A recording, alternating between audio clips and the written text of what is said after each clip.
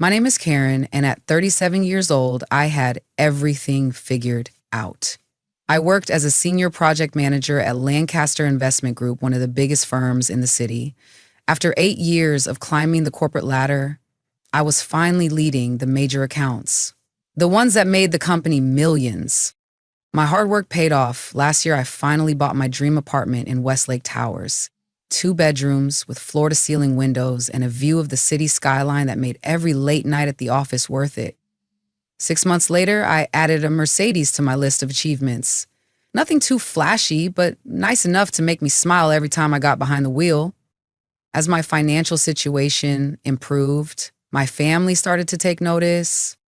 "Karen, honey, your father and I are having trouble with the mortgage," my mom said during one of our Sunday dinners. "The payments keep going up, and with his back problems getting worse, I couldn't say no to them. They'd raised me, sacrificed for me, so I took over their mortgage payments and started covering their utility bills too. My younger sister, Melissa, needed help too. She was 29, working as a graphic designer, but barely making enough to cover her bills. Says, "I hate to ask," she said during one of our monthly lunch dates, "but Jake and I are struggling with rent. The apartment is perfect for us, but it's more than we can handle right now." So I covered their rent. It was a significant amount each month, but my salary and bonuses made it manageable. My routine was comfortable. Weekdays were for work, weekends for relaxing, or sometimes catching up on projects. Every other Sunday was family dinner at my parents' house in the suburbs where I grew up. Mom would cook her famous pot roast, Dad would talk about neighborhood gossip, and Melissa would show off her latest design projects. It was a good life, predictable, secure. Then came my trip to Costa Rica. It was supposed to be just 2 weeks of relaxation. I'd been working nonstop on the Sanders merger and needed to disconnect. White sand beaches, tropical drinks, and absolutely no emails. That was the plan. What wasn't in the plan was meeting Michael. He was staying at the same resort, traveling alone like me. We met at the hotel bar my second night there. "Is this seat taken?" he asked, gesturing to the empty stool next to me. He was tall with dark hair, starting to gray at the temples, laugh lines around his eyes. Not movie star handsome, but attractive in a comfortable way. "It's all yours," I replied. One drink turned into 3. We talked about everything and nothing. Our jobs, he was in architecture, our hometowns. He was from Seattle, our favorite books. By the end of the night, we were walking along the beach under the stars. We spent most of the next 2 weeks together, hiking through the rainforest, snorkeling in crystal blue waters, drinking too much wine at dinner, and yes, spending nights in my room. It wasn't love. We both knew that. It was 2 adults enjoying each other's company with the clear understanding that it ended when our vacations did. We said goodbye with a kiss and went our separate ways. I returned to my regular life, threw myself back into work, and tried not to think too much about those 2 weeks. But 3 weeks after coming home, I started feeling sick in the mornings. At first, I blamed it on stress from work. Then, when I missed my period, a different explanation began to take shape in my mind. I bought a pregnancy test on my way home from work one evening. My hands were shaking as I waited for the result in my bathroom. 2 pink lines. I took another test the next morning. Same result. At 37, pregnant from a vacation fling with a man whose last name I didn't even know. This wasn't part of the plan. This wasn't supposed to happen to someone like me, someone responsible, someone who had her life together. For days, I walked around in a daze, going through the motions at work while my mind raced through all the options and scenarios. I could terminate the pregnancy. That would be the practical choice. I could try to find Michael, though I had no idea how. Or I could do this on my own. Strangely, as the shock wore off, I found myself warming to the idea of becoming a mother. I had a good job, financial stability, a nice home. I could provide for a child. And while I'd never consciously thought about having children, I realized I didn't want to give up this unexpected chance. By the time the next family dinner rolled around, I had made my decision. I was going to keep the baby. Now I just needed to tell my family. I spent the entire drive to my parents' house rehearsing what I would say. I was 37, financially stable, and perfectly capable of raising a child on my own. Still, my stomach churned with anxiety as I pulled into their driveway. Mom greeted me at the door with a hug. "You're late," she said. "Dinner's almost ready." We settled around the table, passing dishes and making small talk about work and neighborhood gossip. I barely touched my food, waiting for the right moment. Finally, as Mom brought out dessert, I took a deep breath. I have something to tell you all, I said, my voice steadier than I felt. 3 pairs of eyes focused on me. I'm pregnant, about 7 weeks along. The silence that followed was deafening. Mom's fork clattered against her plate. Dad froze with his coffee cup halfway to his mouth. Melissa's eyes widened. But who's the father? Melissa asked. I explained about Michael, the vacation fling, how we hadn't exchanged contact information. So some random guy knocked you up and disappeared, Melissa said, her tone sharp. He didn't disappear. We both agreed it was just a vacation thing. Karen, Mom said slowly, have you considered your options? I knew what she meant. I've thought about it a lot. I'm keeping the baby. Dad, who had been silent until now, shook his head. Karen, think about what you're saying. You're 37, single, with a demanding career. This isn't the time to have a child, especially not one from this situation. Your father's right, Mom chimed in. You should get rid of it before it complicates your life. You're not getting any younger, and pregnancy at your age can be risky. I stared at them, shocked. I'd expected questions, concerns, maybe even disappointment, but not this immediate push for termination. What about the father's medical history? Melissa asks. You don't know anything about him. What if the baby is born with problems? What if there's something genetically wrong with it? The baby, I said, emphasizing each word, is going to be fine. You can't know that, Mom argued. Karen, be sensible. This isn't how you planned your life. Plans change, I replied, feeling anger rising. I thought you'd be supportive. That's not fair, Mom said. We're concerned about you. No, you're concerned about yourselves. I stood up, pushing my chair back. I'm having this baby with or without your support. And if you can't accept that, then maybe we need some distance from each other. Don't be dramatic, Dad said. Sit down and let's discuss this rationally. There's nothing to discuss. I've made my decision. I grabbed my purse and headed for the door. I thought family was supposed to stick together no matter what. I guess I was wrong. I left without looking back, tears blurring my vision as I drove home. They'd call when they calmed down, I told myself. They'd come around once they had time to process the news. The next morning, my phone rang. It was Mom. Karen, honey? Her voice was contrite. I'm sorry about last night. We were just shocked. You told me to abort my baby. We were concerned, that's all. But you're right, it's your decision. Let's forget about what happened and move forward. I hesitated, then sighed. Okay, Mom. Good. So we'll see you at Sunday dinner next week? Yeah, I'll be there. The following weeks were tough. Morning sickness hit me hard.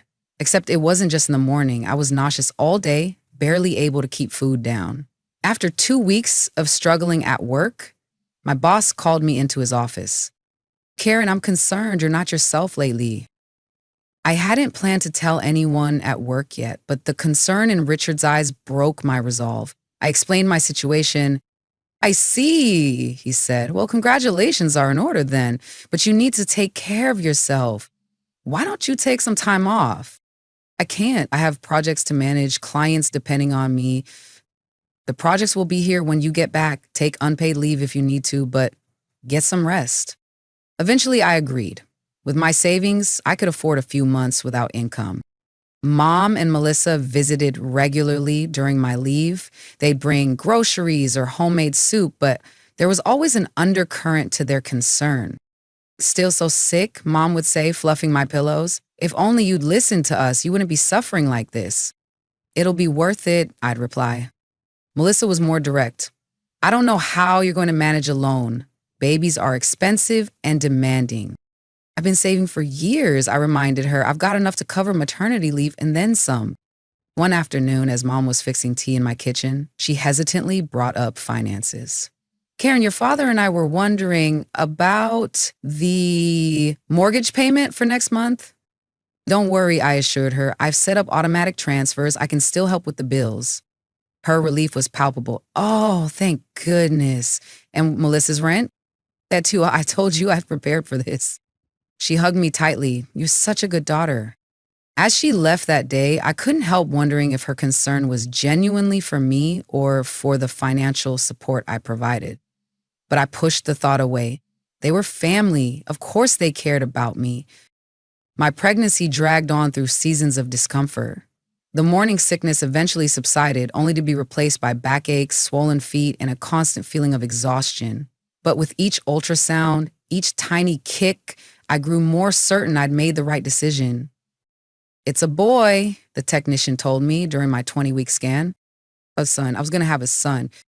I'd asked Melissa to come with me that day, hoping to build some enthusiasm in at least one family member. She sat beside me, watching the screen with an unreadable expression. "Isn't it amazing?" I asked, pointing to the perfect outline of his profile. She replied, then quickly changed the subject. "So, have you talked to HR about your maternity leave? How long will you be away from work?" The question beneath her question was clear. How long will your income be reduced? "I'll take the standard 12 weeks, but I can work remotely for part of it." I adjusted my shirt over my growing belly. "Don't worry, I'll still be able to help with your rent." She had the decency to look embarrassed. That's not what I meant, but we both knew it was. As my due date approached, I transformed the second bedroom of my apartment into a nursery. Soft blue walls, a white crib, a rocking chair by the window overlooking the city. I'd sit there sometimes, rubbing my belly and talking to my son about the life we'd have together. "It'll be just you and me, buddy," I'd say, "but we'll be okay." My water broke 2 weeks early in the middle of a Tuesday afternoon. I called an Uber to the hospital, then texted my family from the back seat. "Baby coming early," at Memorial Hospital. Mom was the first to arrive, followed by Dad and Melissa a few hours later. They sat in the waiting room while I labored, occasionally sending texts, asking for updates. None of them offered to be in the delivery room with me. After 16 grueling hours, my son entered the world, red-faced and screaming with healthy lungs. 7 pounds, 3 ounces, the nurse announced. "He's perfect." I named him Ethan Michael Mitchell, Michael after his father, though I knew the man would never know he had a son. When my family finally came to see us, their reactions were subdued. Mom held him briefly, commenting that he had my nose. Dad stood at a distance, uncomfortable around the tiny newborn. Melissa took an obligatory picture for Instagram, then complained about the hospital parking fees. They stayed less than 20 minutes before making excuses to leave. As the door closed behind them, I looked down at Ethan's sleeping face and whispered, "We'll show them how amazing you are." The early weeks of motherhood were a blur of sleepless nights, endless diaper changes, and moments of pure terror when I wasn't sure if I was doing anything right. But there were also moments of indescribable joy. Ethan's first real smile, the way he'd grasp my finger with his entire tiny hand, the peaceful weight of him sleeping on my chest. Mom visited occasionally, always with some reason why she couldn't stay long or why she couldn't watch Ethan while I showered or napped. "My arthritis is flaring up," she'd say. I don't trust myself to hold him properly. Or, "I've got that book club meeting I can't miss." After 6 weeks of this, I finally confronted her. "Mom, I really need some help. I haven't slept more than 3 hours straight since he was born." She looked uncomfortable. "Karen, your father and I are too old to be chasing after a baby. We raised our children already. I'm not asking you to raise him, just to watch him for a couple of hours sometimes. Why don't you hire a babysitter? You can afford it." And there it was, the expectation that I could afford to solve all my problems with money, the same money that was supporting them. I didn't argue. The next day, I called a babysitter agency and arranged for part-time help. When my maternity leave ended, I negotiated a flexible schedule with Richard that allowed me to work from home 2 days a week. On the other days, the babysitter, Maria, would come to watch Ethan. It wasn't ideal, but we made it work. I was exhausted most of the time, juggling conference calls and project deadlines while also trying to be present for every milestone in Ethan's development. But watching him grow was worth every sacrifice. My family settled into a pattern of polite distance. They'd ask about Ethan during our phone calls, but in a perfunctory way. Sunday dinners at their house resumed, but they never seemed to have any toys for Ethan or baby-friendly food. He was tolerated, not welcomed. "He's so active," Mom would complain when Ethan would crawl around their living room. "Can't you keep him in one place?" "He's a baby, Mom, not a houseplant." The pattern continued as Ethan grew from baby to toddler. By his second birthday, I had stopped expecting my family to be involved in his life in any meaningful way. But I kept inviting them to his milestones, kept bringing him to Sunday dinners, hoping something would change. When Ethan turned 3, he began to notice the difference in how people treated him. "Gamma mad?" he asked one Sunday after Mom had snapped at him for touching a crystal figurine. "No, sweetheart, Grandma's just worried about her things." But he was perceptive, my boy. He stopped trying to hug my father after being brushed off too many times. He clung to me during family gatherings, shy and uncertain in a way he never was at daycare or around Maria. One day, Melissa showed up at my apartment unannounced. Ethan was playing with blocks in the living room while I was reviewing work documents. "Hey," she said, hugging me briefly. "Got a minute to talk? Jake and I have finally set a date." "That's great. When's the big day?"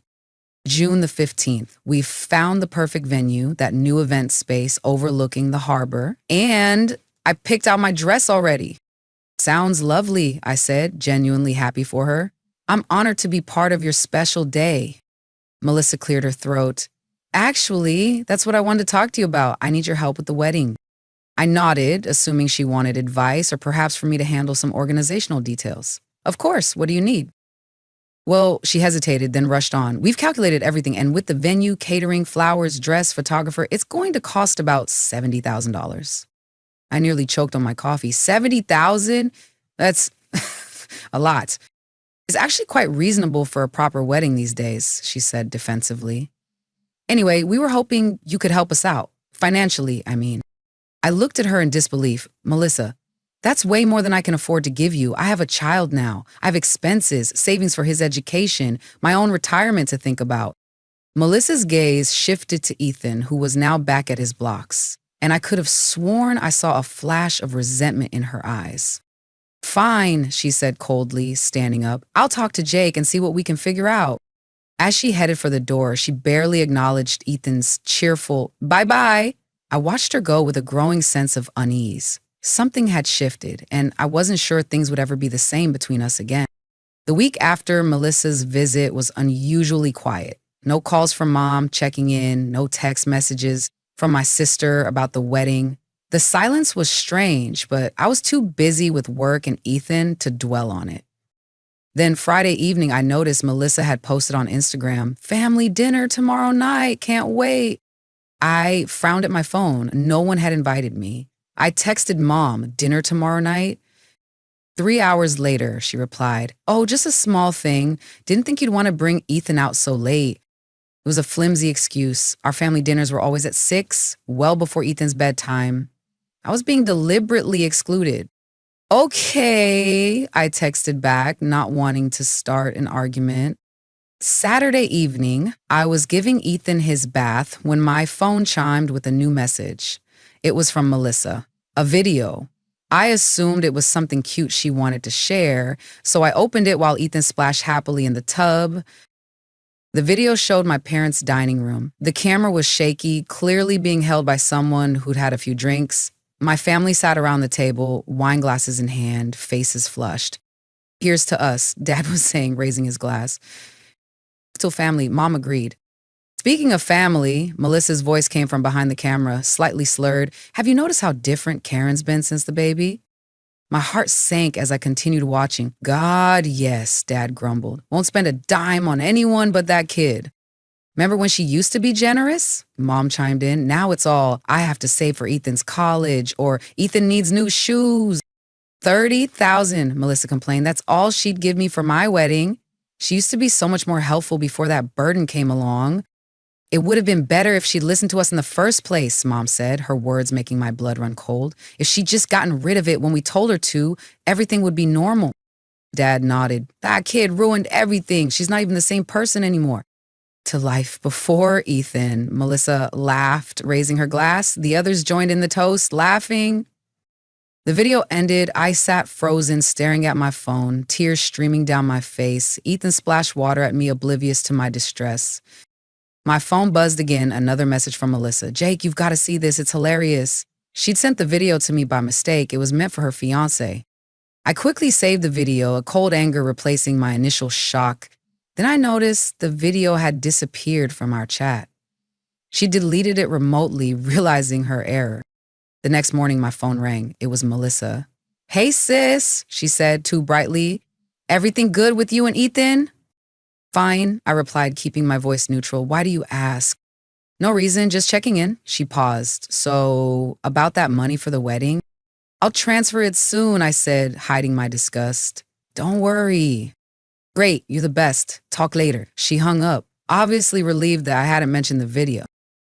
Instead of sending the money, I logged into my banking app and made different changes. First, I canceled the automatic transfers to my parents' mortgage account. Then, I deleted the recurring payment for their utility bills. Finally, I removed the transfer for Melissa's rent. It took a week for them to notice. My phone rang on a Tuesday night. Mom, her voice, frantic. Karen, the bank called. They said our mortgage payment is late. There must be some mistake with your transfer. There's no mistake, I replied calmly. I've stopped the payments. I've also canceled the utility payments and Melissa's rent. There was a shocked silence. Karen, we need that money. We can't afford. That's not my problem anymore. What's gotten into you? She demanded. Is this because we didn't invite you to dinner? That was Melissa's idea, not mine. I have to go, Mom. Ethan needs me. I hung up before she could respond. The next day, there was loud knocking at my door. Through the peephole, I could see my parents and Melissa all looking angry. I considered not answering, but decided it was time to face them. I opened the door and they stormed in. What the hell, Karen? Melissa shouted. My landlord called. The rent's late. I remained calm. I'd like to show you something. I took out my phone, opened the video Melissa had accidentally sent me, and pressed play. Their faces paled as they watched. When it ended, there was a long silence. Melissa spoke first. You weren't supposed to see that. Clearly, I replied. We were just blowing off steam, Mom tried to explain. We'd had too much wine. You called my son a burden. You said you wish he'd never been born. You called me greedy for not giving you more money. You've changed since you had him, Melissa accused. You used to be so generous, and now everything is about Ethan. Of course it is. He's my child. What about us? Mom cried. We're your family too. You've always helped us before. I did it because I thought that's what family does. But now I see I was wrong. Real family supports each other unconditionally. So you're just going to let us struggle? Dad asked incredulously. You're both healthy enough to work, I pointed out. And Melissa could find a cheaper apartment. You're being cruel, Melissa spat. No, I'm setting boundaries. I won't have Ethan grow up around people who resent his existence. This is about the money, Mom insisted. You're punishing us because we asked for help. I shook my head. This is about respect and love. You've shown neither to my son. Fine, Melissa said, grabbing her purse. Keep your money. But don't expect us to pretend we're one big happy family anymore. Oh, I don't expect anything from you, I replied. Not anymore. They left, slamming the door behind them. Over the next few weeks, they tried to contact me, calls, messages, even a letter from Mom begging me to reconsider. I blocked their numbers and returned the letter unopened. Through mutual acquaintances, I heard that my mother had gotten a part-time job to help with bills. Dad had started driving for a rideshare company. Melissa had moved back in with them, her wedding postponed indefinitely. Some nights I wondered if I'd been too harsh. But then I'd look at Ethan sleeping peacefully, innocent and perfect, and know I'd made the right choice. 6 months later, I received a promotion at work. To celebrate, I took Ethan to the park, watching him run and laugh in the sunshine. Just us, buddy, I said as he climbed into my lap for a snack. Just us, he repeated, grinning up at me. Love you, Mommy. Love you too, sweetheart, more than anything. And in that moment, I knew we would be okay. We had each other, and that was enough, more than enough. It was everything.